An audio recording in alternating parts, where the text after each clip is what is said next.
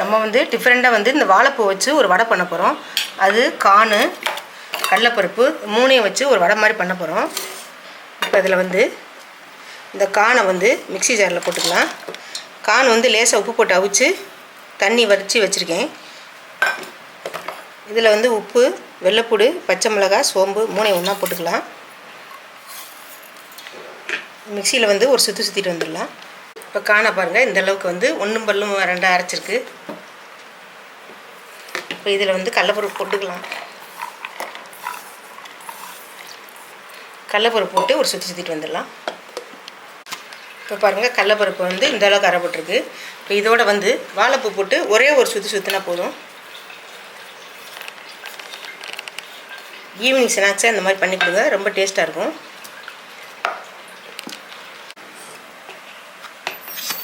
அரைச்சது பாருங்கள் எந்த அளவுக்கு அரைப்பட்டுருக்குன்னு. இந்த மாதிரி திப்பி திப்பியாக இருக்கணும். எல்லாத்தையும் இதில் போட்டுடலாம்.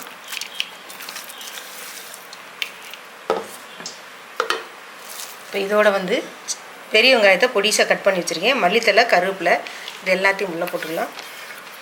போட்டு எல்லாம் சேர்த்து பண்ணிங்க.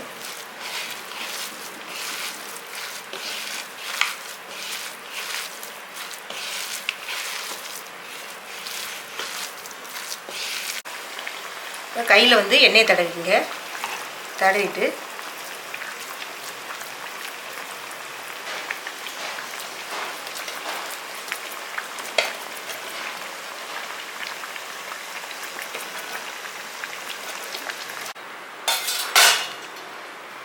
இப்போ வாழைப்பூ வடையை வந்து இந்த மாதிரி தட்டிட்டோம். அதை மெதுவாக வந்து எண்ணெயில் போடணும்.